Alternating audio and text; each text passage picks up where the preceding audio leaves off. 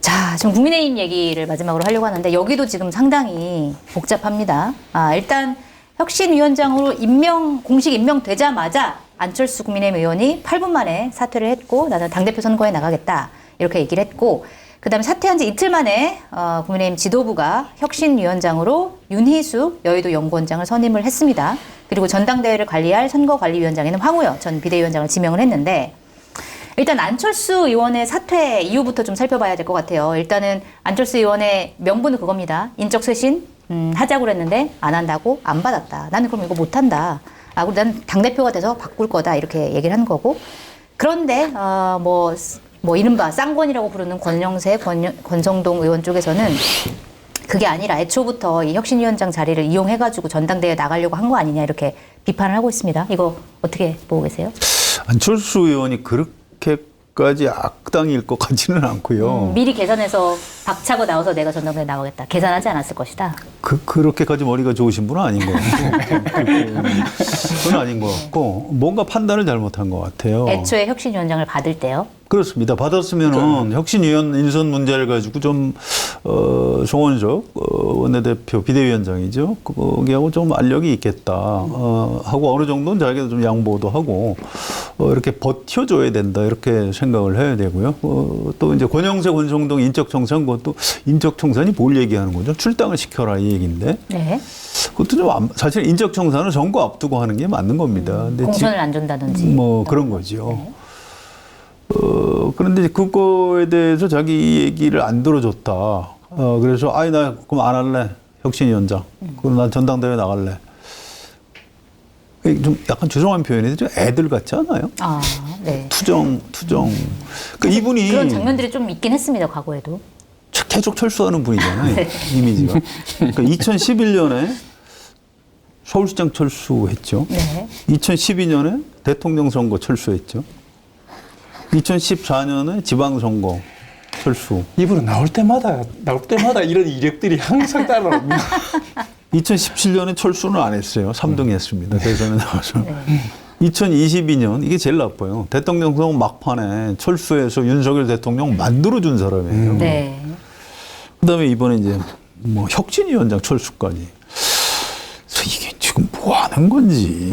참 14년 정도 정치를 하셨으면 굉장히 많이 늘 때도 됐는데 정치인의 가장 특징은 예측 가능한 겁니다. 근데 안철수라는 정치인은 예측이 잘 안 돼요. 지금 14년이 됐는데도 철수와 영위할 때 그 철수 같은 이미지 여전히 가지고 있고 이게 무슨 애들 투정도 아니고 지금 왜 이런 그러니까 사실은 문제 제기는 할 수 있어요. 국민의힘 대선 졌으니까 혁신 제대로 해야 된다. 그냥 그 얘기를 하면 되지요. 그렇다고 혁신위원장은 나 안 해. 그러고 집어쳐요. 전당대회 나간다? 전당대회 나가면 될까요? 안 될 것 같은데요. 오히려 될 확률이 뚝 떨어져 버렸어요. 그 전보다. 이번 사태로. 그래서 참 안타깝다. 명분을 쥐고 있는데도 그 명분을 왜 이런 식으로 자기가 깎아내리고. 없애버리고. 이상하다. 정치를 그렇게 오래 했는데 왜 늘지를 않을까, 정치가. 의문이다. 미스터리. 근데 보면 저는 당대표 출마는 저는 오히려 안철수답지 않은 딱 선회를 빨리 했던 거라고 생각을 해요. 네. 오히려 정치적 판단을 잘 못한 거는 혁신위원장의 권한과 자기가 할 수 있는 일과 현재 상황에 대한 판단이 잘못된 거죠. 될 거라고 생각했던 거죠. 뭘 좀 해줄 거다. 이렇게 자기가 오래 고심하면서 당대표 나가는 것까지 접고 내가 희생하고 대선 끝나고 나서 평가도 좋았고 그래서 이제 내가 드라이브를 딱 걸게 비켜주겠지 했는데 덜커덕 걸린 거잖아요. 그러면은 그럼 식물혁신위원장으로 계속 질질 끌려갈 거냐 아니면은 빨리 탁 편을 할 거냐 그냥 사퇴해가지고 그 신호 정도만 주고 다른 국힘 의원들처럼 지역구에 열심히 할 거, 저희 지역구 열심히 다닐 거냐 아니면 정책 승부수를 던질 거냐 불가피했다라고 생각합니다. 지금 현재로 당대표 출마하는 거는. 안 그러면 정말 오히려 더 떼쓰는 애처럼 계속 가야 될 거니까. 근데 저는 이런 걸 떠나가지고 아까 로드킬 잠깐 우회를 하셨으니까 혹시 F1 영화 보셨습니까? 아니요. F1 영화 못 보셨죠? 요새 난린데. 자동차 경주. 네, 그렇죠. 가다가 타이어가 중요하더라고요. 그래서 몇 바퀴 돌고 나서 타이어 하려고 피트인이라고 하던데 피트스탑 하는 데 딱 그치? 들어가요. 네. 그럼 옆에서 딱 준비하고 있다가 2초 내에 그걸 대부분 갈고 이러면은 다시 탁 출발을 하는 겁니다. 이렇게 네. 딱 준비하고 있는데 제가 보면서 국민의힘은 그 안에서 지금 한 달 넘게 있거든요. 지금. 바퀴를 한 달 바- 넘게 붙인다. 바퀴를 갈았다 이 바퀴 아니네 놓고 다 갈았다 출발해라 이러니까 운전석에 아무도 없고 지금 이런 상황이 계속해서 되고 있는 것 같더라고요 보니까. 네. 이 소멸하겠다. 이게 재생할 수 있는 이 경기에서 참가상이라도 얻을 수 있는 이런 정도의 실력이 안 되는구나라는 생각이 듭니다. 이번에 또 정치력을 한 번 더 보여줬다, 본인의 네. 정치력 수준을. 두 분 다 이런 평가였습니다. 그런데 사실 혁신위원장을 이렇게 걷어찬 뒤에 다음 혁신위원장을 구할 수 있겠어? 이제 전당대회 국면으로 가겠지. 다들 이렇게 예상을 했는데 윤희숙 여의도연구원장이 임명 받아들였습니다. 그런데 지금 상황에서 혁신위가 힘을 받을지에 대해서 굉장히 의문인데 이거 잘 될까요? 어떻게 보세요? 윤희숙 그 원장이시죠. 지금 여의도 네. 연구원 원장인데 국민의힘의 의원들 중에는 뭐 중간에 좀 여러저러 에피소드들이 있었지만은 경제 전문가 뭐 이런 걸 가지고 잘 어필 그때 이렇게 좋은 언어들을 쓰고 어필을 네. 했었는데 혁신이나 이런 데에 대한 정확한 자기 의지를 가지고 있었다면 지금까지 캐릭터로 봤을 때는 당대표를 나가지 혁신위원장을 맡지 않았을 거예요. 저는요. 네. 그리고 어찌됐건 그 당의 싱크탱크의 이 우두머리로 대선을 치렀던 사람인 거지 않습니까? 이 책임에서 이 사람 또한 본인이 사실은 혁신이 돼야 될 위치에 있는 사람이기 때문에 네. 또 신선할 수 있는 카드들을 또 소모하는구나. 그냥 이렇게 또 유야무야 넘어가려고 하는구나라는 느낌만 받았습니다. 저는. 또 뭐 본인 윤희숙 전 의원이죠. 네. 국회의원 하다가 이제 부친 뭐 부동산 투기 의혹이 네, 나니까 그것 의원직을 던지는 걸 보고 전 약간 놀랐어요. 네. 아니 뭐 그걸 가지고 이제 어떤 보수 신문에서는 와 보수에도 이런 훌륭한 정치인이 있다. 뒤집어 생각하면 아니 국회의원직을 어떻게 저렇게 가볍게 생각하지? 네. 저는 그렇게 생각해요. 책임감이 없다 이런 생각을 하신 거군요. 네, 그렇습니다. 뭐 나는 임차인입니다. 그래서 이제 국회 본회의장에서 연설하는 걸로 갑자기 어느 날 하루아침에 스타가 되는 거예요. 맞습니다. 그 뜨는 과정도 이상하고 어떻게 본회의장 5분 발언 하나 가지고 스타가 돼요? 그것도 잘못된 겁니다. 그러니까 보수 쪽이 인재가 참 메말랐었구나. 근데 저 경제 전문가 초선 의원 한 사람을 저런 식으로 소비해버리면 저거 아무것도 안 될 텐데 네. 참 굉장히 걱정이 되더라고요.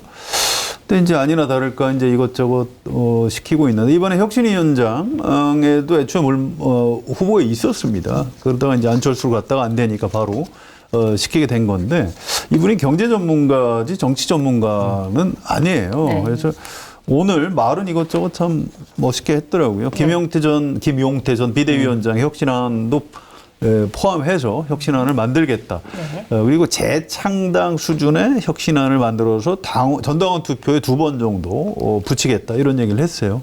그래서 뭐 뭔가 생각을 가지고 했구나 이건 알겠고요. 네. 지금 국민의힘에는 당원들의 의사를 표출할 수 있는 어떤 기반이 없다. 그러니까 이게 아마 전에 김용태 비대위원장이 했던 그 전당원 투표 이걸 어떻게든 받아들이는 것 같아요. 네. 그래서 뭔가 이제 할 텐데 아쉬운 건 이게 한 달짜리 혁신위원장입니다. 그래서 별로 그렇게 성과를 내기가 쉽지는 않을 것이다 이런 생각이 들고요. 이른바 그 친윤석열의 아내 영남 쪽 강원도 이쪽 포진에 있는 의원들이 이렇게 이미지만 뭐 쏙 빼먹고 이제 전당대회 국면으로 넘어가려는 것 아닌가? 네. 좀 약간 안타까움 같은 게 있습니다. 네. 자, 그러면 그럴수록 국민의힘이 더 안 좋아질 것 같은데 지금 보니까 여론조사에서 국민의힘이 굉장히 지금 안 좋아요. 20대 초반대로 지금 떨어진 조사 결과가 나오는데 특히 한국갤럽 같은 경우에는 지난 1일에서 3일 조사한 걸 보니까 민주당 46% 당 지지율, 국민의힘은 22% 굉장히 많이 떨어졌습니다. 그리고 우리 장관님께서 계시는 KSY에서 굉장히 흥미로운 조사를 발표를 했더라고요. 그래요? 네, 지난 2일 발표했습니다. 예. 특히 TK 지역 조사인데 TK 지역에서 민주당 지지율 43.2%, 네. 국민의힘은 34.7%, 민주당이 더 높아요. 자세한 내용은 중앙선거 여론조사 심의위원회 홈페이지 참조하시고요. 자, 이런 상태로 국민의힘이 갔을 경우에 TK에서도 외면 당할 수 있다 이렇게 봐야 되나요? 그렇죠. 근데 아까 잠깐 이야기가 나왔으니까 남원정 네. 그 민주당 쪽으로는 쇄신파나 이런 이야기할 때 천신정, 뭐 이게 전정배, 뭐 정동영 신기남 이게 있었지 않습니까? 이게 지금 그 현재 시점에 우리 정치에 좀 퇴보라고 저는 생각을 하는데 매 순간 이 고여 있는 물을 뒤엎으려고 하는 소장파 세력들이 네. 소수라도 딱 정확하게 스크럼을 끼고 있었어요, 항상.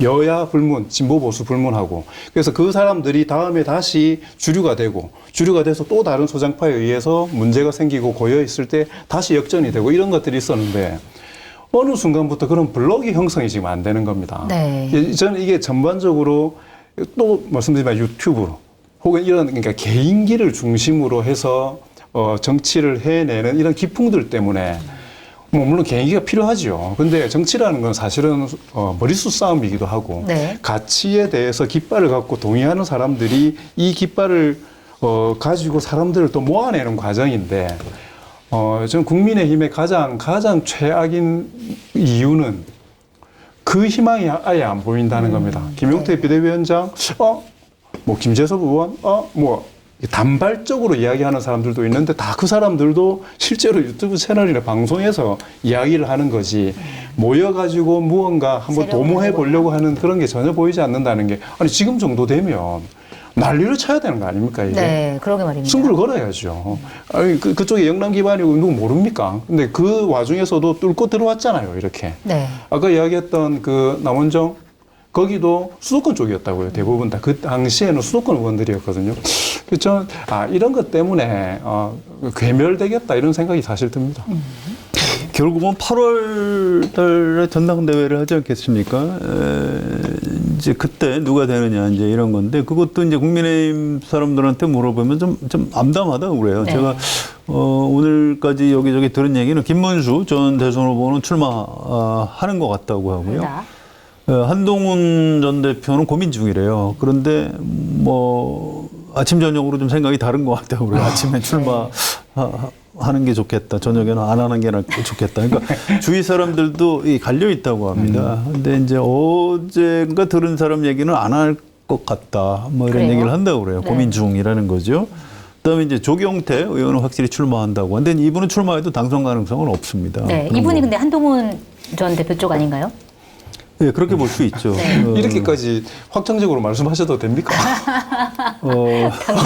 당선 안 된다? 다른 분은 그 이야기 안 하다가 굳이 이제 한동훈 전 대표가 불출마하면서 조경태 의원을 밀어주면 네. 뭐 조금 가능성이 생길 수는 있겠죠.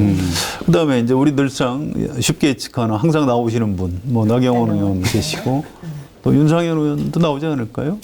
지금 이 와중에 예. 특검 이 수사를 와중이기 하는 와중에. 때문에. 네. 이 와중이기 때문에. 자, 그럼 이렇게 출마하면 누가 되겠습니까? 김문수 전 후보가 되는 거고, 그러면 도로 윤석열 당이 되는 겁니다. 그래서 이게 보니까 내년 지방선거 가망 없다. 이렇게 보는 사람도 있고요. 또 하나는 아니다. 이재명 대통령이 언제까지 저렇게 지지율이 높을 리가 없다.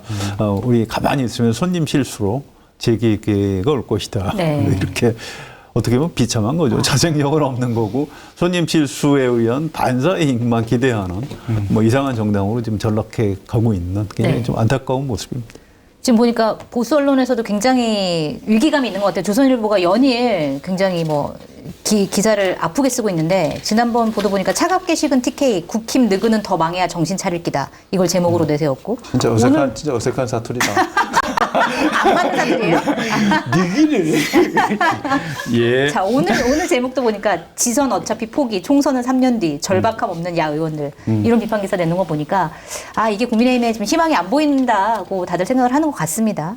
이거 국민의힘 망하는데 조선일보도 기여를 많이 한 것 같은데 조선일보도 좀 자성을 했으면 좋겠다. 같이 자성을 해야 된다. 윤석열 전 대통령 재임 때 조금 더 강도 높게 비판을 했다면 그러니까 이제 김건희 여사 특검 받아들이는 게 어떠냐라고 그 주필이 굉장히 조심스럽게 총선 패배 직후인가 뭐 칼럼을 쓴 일이 있는데 그때 좀 더 세게 일면 톱으로 김건희 특검 받아들여야 된다 이렇게 썼다면 그래도 윤석열 정권이 이렇게까지 뭐 나라를 망치지는 않았을 텐데. 아니 근데 이런 아쉬움 조선일보도 같은 안 게 봤다는 있어요. 거 아니에요, 윤석열 전 대통령은? 아예 신문을 안 봤다. 안 봤죠. 유튜브만 봤다. 아까 얘기했던 것처럼 소장파 그런 그룹들도 중요하지만 정치인은 결국은 정치의 리더십이 얼마나 중요한지를 예를 들어서 박근혜 전 대통령이 있을 때 위기가 닥치면은 그의 결단으로 끌어내는 힘들이 있잖아요. 네. 이쪽도 그 힘든 과정 속에서도 어찌됐든 뭐 여러 가지 평가가 있겠지만 이재명 대표라는 원톱 리더십이 있었기 때문에 윤석열이라는 예측 불허의 상대하고도 어쨌든 이게 싸워내 가지고 정권을 가져왔지 않습니까? 근데 지금 국힘은 단독의 리더십도 없고 뭐 쌍권이라고 해봐야 그 쌍권이 정치적인 영향력들이 국민들에게 얼마나 있습니까? 내부적으로야 있지만 표상할 수 있는 리더십도 없을 뿐더러 거기에 치받아 올릴 가능성도 보이지 않기 때문에 현재와 미래가 없는 정당인데 그리고 과거는 말아먹은 정당인데 네. 어떻게 부활을 하겠습니까 이게? 그리고 민주당이 12.3 내란 특별법을 발의를 했다라고 하는데 뭐 여러 가지 내용이 있지만 그 중에서 내란범을 배출한 정당에 국고보조금을 주지 않도록 하는 내용 이게 포함이 돼가지고 국민의힘에서 반발을 하고 있습니다. 이거는 야당을 죽이고 일당 독재를 하겠다는 선언이다 이렇게 얘기를 했는데 어떻게 보세요? 이거 내란특별법이 실제로 야당을 탄압하는 법안인가요? 저는 사실 국민 감정이나 그 대한민국에 끼친 폐악에 비교하자면 네. 정당 해산까지 감정적으로 이야기할 수 있죠. 근데 여전히 저는 정치가 법적인 부분들로 판단되는 거는 저는 좀 이게 최소화해야 된다라는 생각이 있고 네. 국민의힘의 가장 큰 심판은 국민의 지지가 빠져가지고 자연 소멸시키는 겁니다. 사실 네. 총선에서 선택을 받지 그렇죠. 않는 것. 그렇기 때문에 이재명 정부 민주당이 지금 현재도 확 빠지고 있는 국민의힘 지지층들이 더 지지한다는 이야기를 하기가 부끄러울 만큼 잘해야죠. 네. 그게 가장 큰 심판이기 때문에